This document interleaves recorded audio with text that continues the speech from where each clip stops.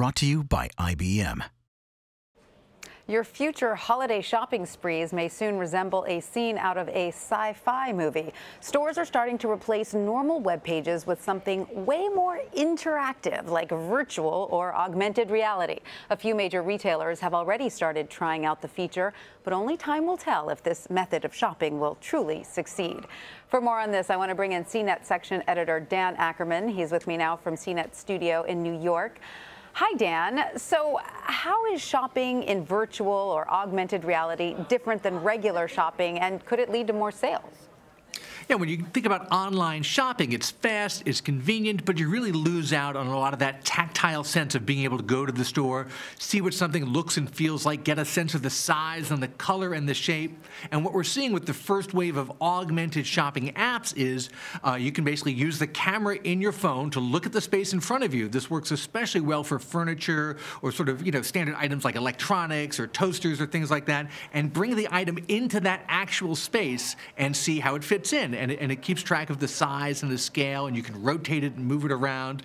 There's a lot you can do to kind of get that virtual sense of reality. So it gives you a much better idea of proportion, I guess, because that's what I have a lot of trouble with when I'm looking at things like furniture or things for your home, for instance. You can't tell how big it is in the space.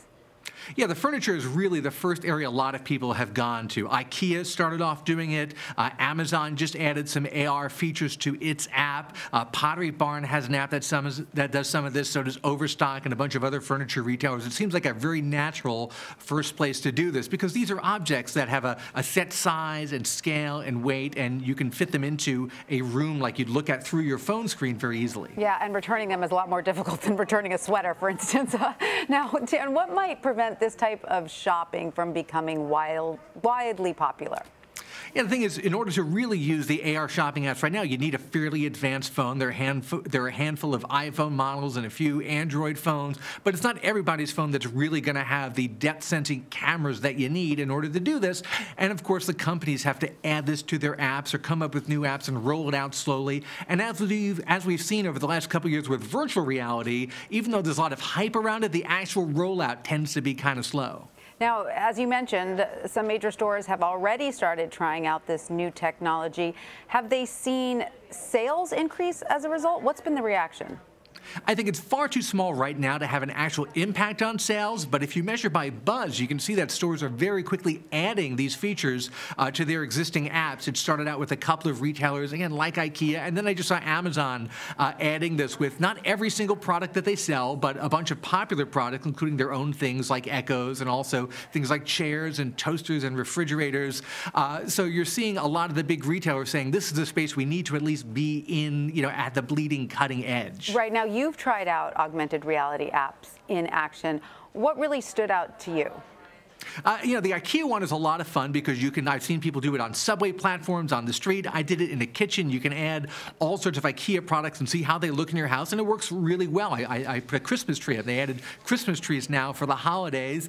The Pottery Barn one lets you actually build an entire room, floor, walls. You put different surfaces on them. The Amazon one I thought was a little sketchier for now. They've just added this functionality, and I found it didn't track my surface very well. Mm-hmm. They may have to go back and make some tweaks to that one to get it to be a little bit smoother. It certainly looks cool. Now, what is the possible timeline for more stores to implement this idea of virtual reality shopping? I think you're going to see stores, as this starts to get popular or at least get buzz, stores are going to add it. It uses a bunch of standard tools that Apple puts out there called AR Kit, and Google has a version also. So once Apple got behind this, starting last year, but really this year, you really saw people having the ability to add this to their apps fairly quickly. So I think for major retailers, they'll make the investment to at least say, hey, we have this too, not just those other guys. All right, Dan Ackerman, thank you. Thank you. Discover how data and AI can transform your holiday retail strategy.